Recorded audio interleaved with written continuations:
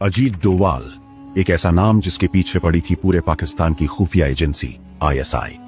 7 साल दुश्मन देश की सरजमीन पर एक जासूस बनकर जिंदा रहना, हर पल मौत के साए में जीना। लेकिन फिर ऐसा क्या हुआ कि सब कुछ छोड़कर सिर्फ 24 घंटों के अंदर उन्हें पाकिस्तान से भागना पड़ा। उन आखिरी 24 घंटों में आखिर हुआ क्या था?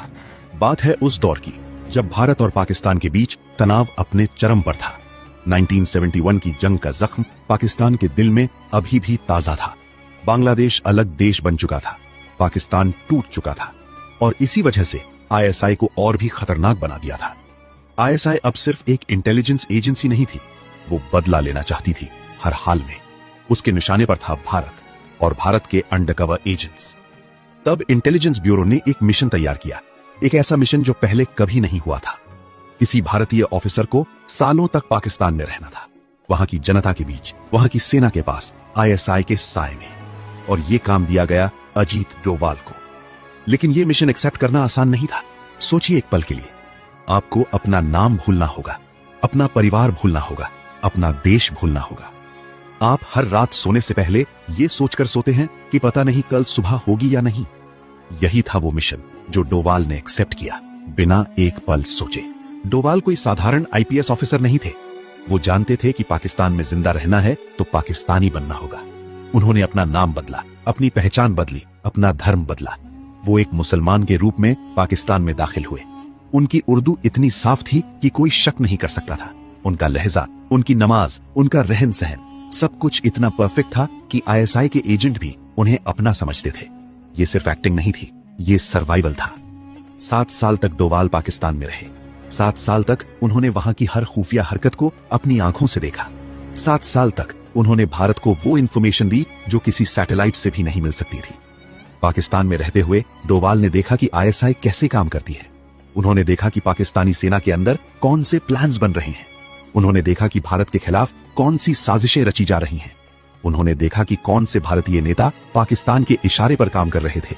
और ये सब इंफॉर्मेशन वो सीक्रेटली भारत भेजते रहे। ये कोई फिल्म नहीं थी, ये असली जिंदगी थी। हर दिन एक नया खतरा, हर रात एक नया डर। एक गलत कदम, एक गलत शब्द, एक गलत नजर और सब खत्म।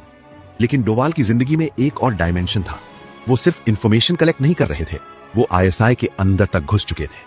डोवाल आईएसआई के कुछ ऑफिसर्स के इतने करीब आ गए थे कि वो खुद उनके साथ मीटिंग्स में बैठते थे, जहां भारत के खिलाफ प्लान्स बनाए जाते थे और वो प्लान सुनकर चुपचाप उन्हें भारत तक पहुंचाते थे।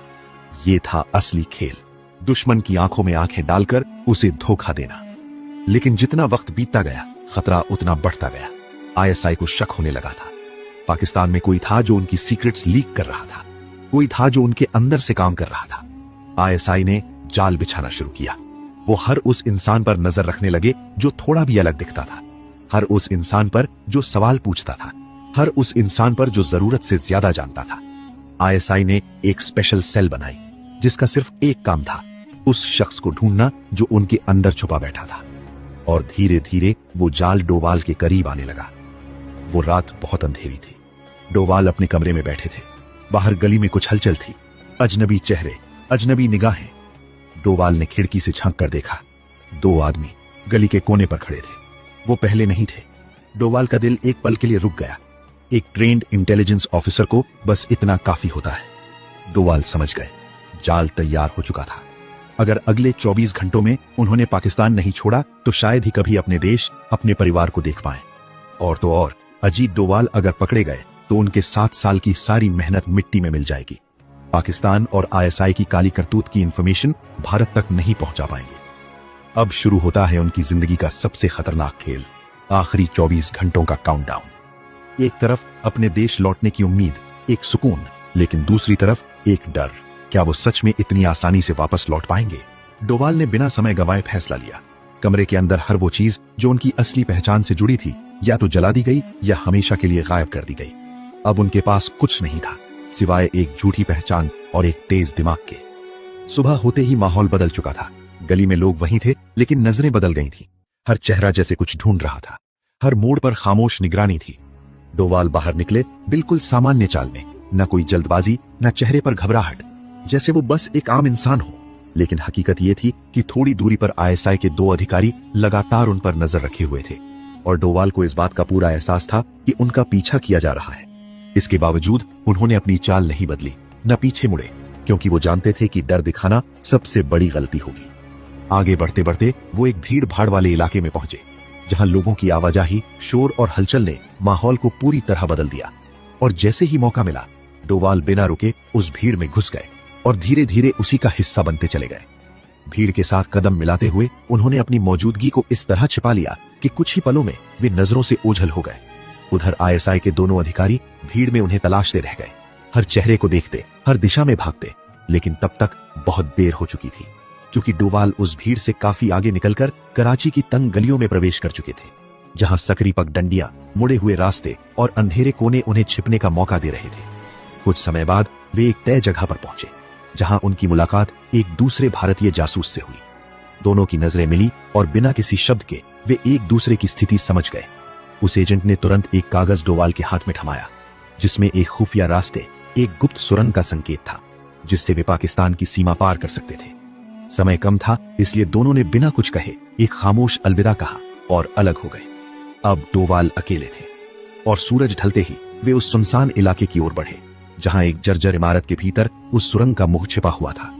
अंदर प्रवेश करते ही घना अंधेरा, नम दीवारें और घुटन भरी हवा उनका इंतजार कर रही थी।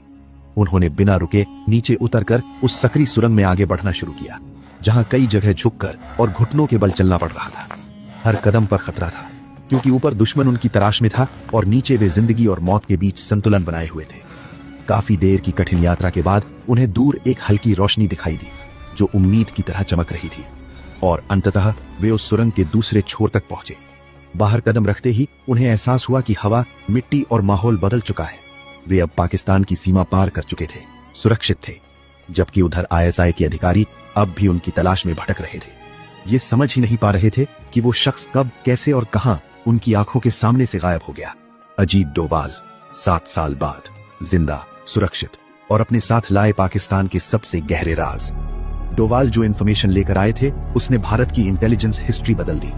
आईएसआई के अंडरकवर एजेंट्स की लिस्ट, पाकिस्तान के सीक्रेट मिलिट्री प्लान्स, वो नेटवर्क्स जो भारत में अंदर से काम कर रहे थे, वो नाम जो किसी को नहीं पता थे। ये सब इंफॉर्मेशन इतनी वैल्यूएबल थी कि अगले कई सालों तक भारतीय इंटेलिजेंस एजेंसीज इसका इस्तेमाल करती रहीं। लेकिन ये कहानी यहां खत्म नहीं होती। 2005 में डोवाल इंटेलिजेंस ब्यूरो के डायरेक्टर बने, भारत की डोमेस्टिक इंटेलिजेंस का सबसे बड़ा पद। और 2014 में जब नई सरकार आई, तब प्रधानमंत्री नरेंद्र मोदी ने उन्हें बुलाया और उन्हें दिया गया नेशनल सिक्योरिटी एडवाइजर का पद। वो इंसान जो कभी पाकिस्तान की गलियों में अपनी पहचान छुपाकर चलता था, आज देश की सुरक्षा का सबसे बड़ा चेहरा था।